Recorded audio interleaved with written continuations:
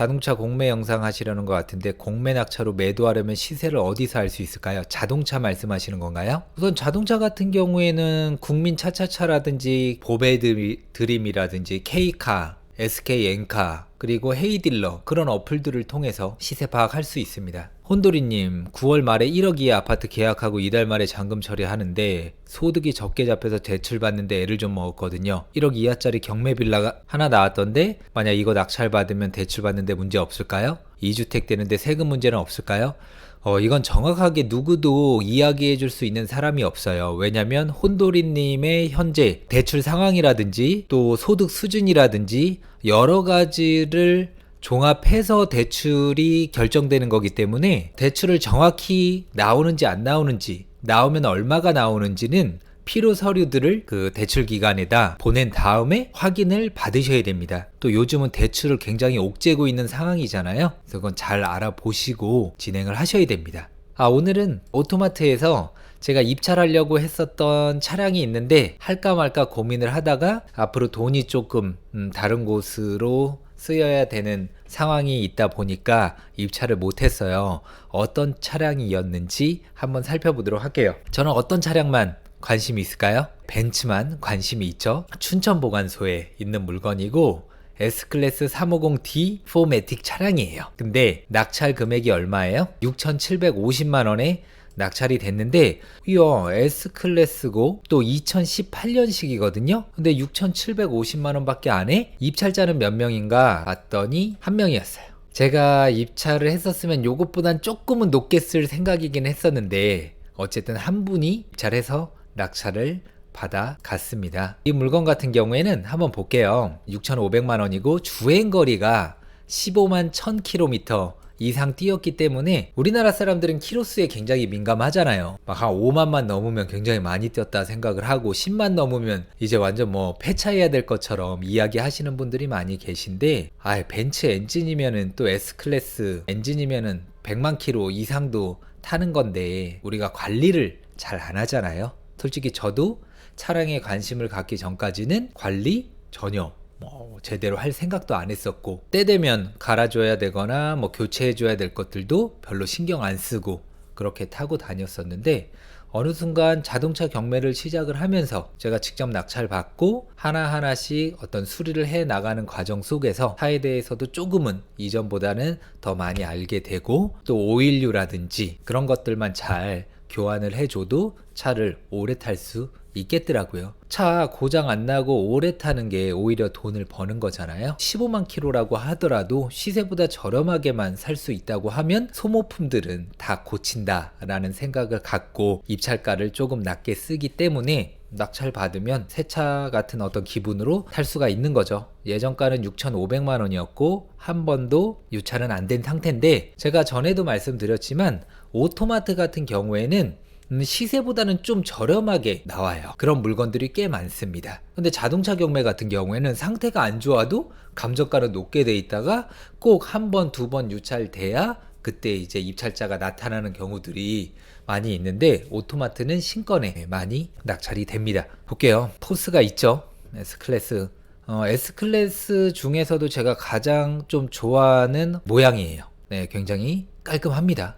시트도 전혀 문제 없고 내부도 깔끔하고 자동차 경매보다는 관리가 좀 잘 되어 있어요. 자동차 경매로 나오는 물건들보다는. 이 차량은 무사고 차량이었어요. 네, 사고도 한 번도 없었었고 키로수가 많다 뿐이지 상태도 좋고 찌그러짐이라든지 흠집도 거의 없었거든요.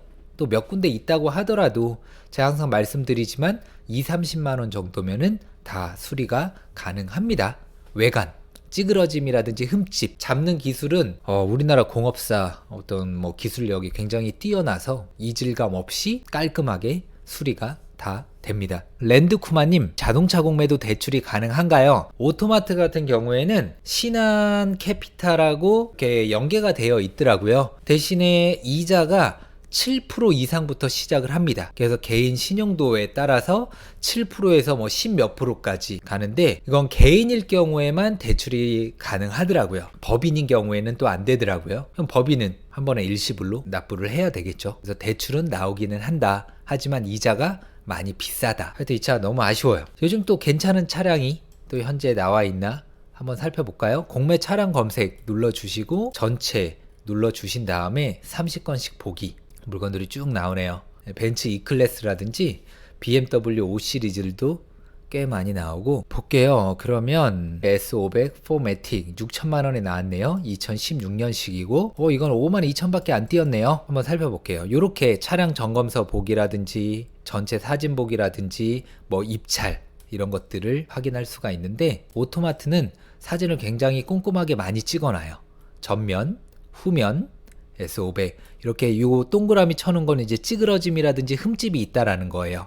내부도 깔끔하고 뒷 범퍼라든지 이런데 긁힘이라든지 찌그러짐이 좀 있네요. 뒷 휀다라든지 트렁크 여러 곳에 이렇게 흠집들이 있잖아요. 그래서 한 번에 다 할 수 있어요. 제가 한 7군데 흠집이 있었거든요. CLS 250D 낙찰 받았을 때 7, 8군데 있었는데 광택까지 해가지고 50만원인가 55만원 정도 들었었습니다. 생각보다 별거 아니죠. 벤츠 AS 센터에 들어가면 정말 비싼 거예요. 그리고 이렇게 흠집 많은 상태에서 딱 한번 수리해가지고 깔끔한 모습을 보면은 기분 너무 좋죠. 뭐 배터리라든지 그런 것들은 크게 문제가 없는 것 같아요. 보면은 엔진 경고등이라든지 따로 뭐 뜨는 거는 없잖아요.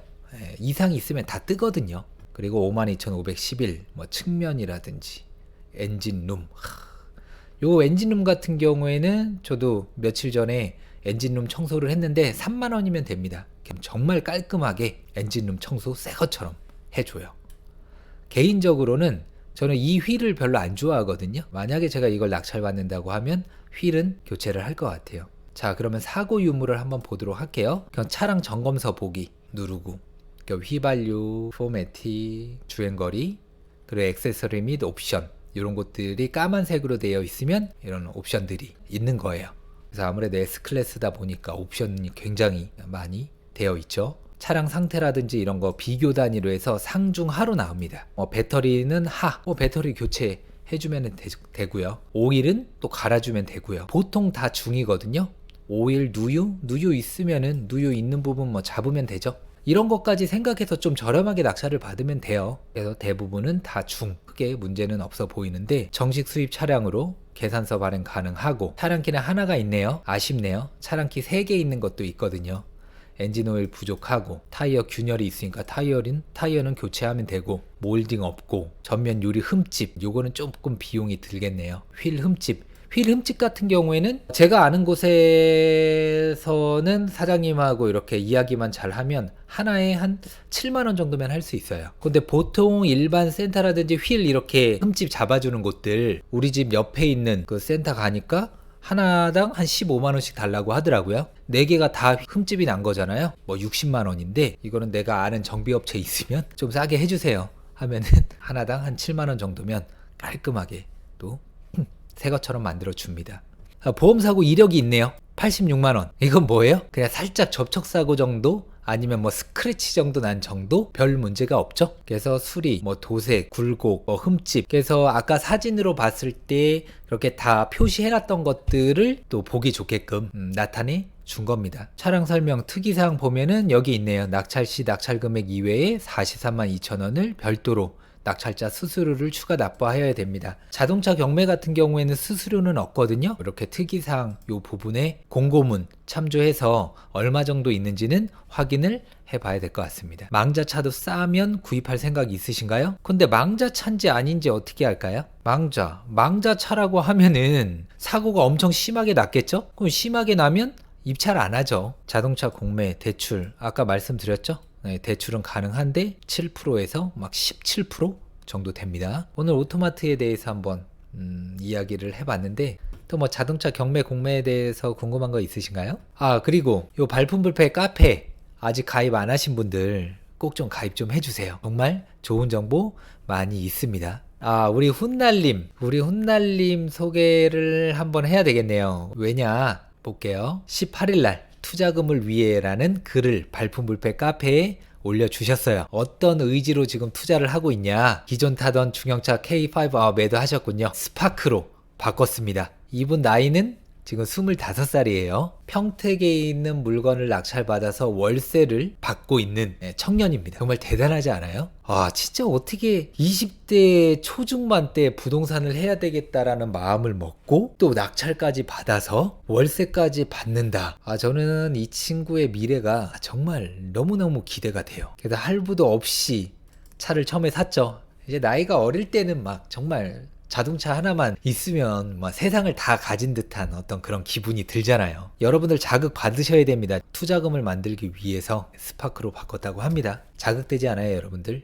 저 같은 경우에도 투자를 위해서 제가 좋아하는 것들을 굉장히 많이 포기를 했습니다. 그래서 내가 원하는 무언가를 얻기 위해서는 무언가를 반드시 좀 내려놓아야 되는 것 같아요. 내가 하고 싶은 거 다 하면서 돈을 모은다? 그건 정말 쉽지 않은 것 같기는 합니다. 또 발품불패 아직 가입 안 하신 분들 꼭 해야 되는 이유는 보세요. 저는 다른 카페랑 이게 가장 큰 차별화라고 생각을 해요. 지금 보시면 오늘 거 올린 거 말고요. 누군가 질문 올리면 저뿐만 아니라 제 수강생 분들이라든지 정민호 대표님이라든지 제주 많은 제주 부자님이라든지 또 민팡이님이라든지 실력 있으신 분들이 다 댓글을 달아줍니다. 뭐 다른 여러 다양한 카페들이 있는데 아무리 질문 올려도 답변 없는 경우가 굉장히 많이 있어요. 그럼 질문 올린 사람으로서 허탈하기도 하고 허무하기도 하고 질문에 대한 답 안 달아줄 거면은 또 왜 이런 폴더들을 만들었으며 막 별의별 생각들이 다 들잖아요. 그래서 그 소통의 장으로서 또 제가 시간 내서 꼭 반드시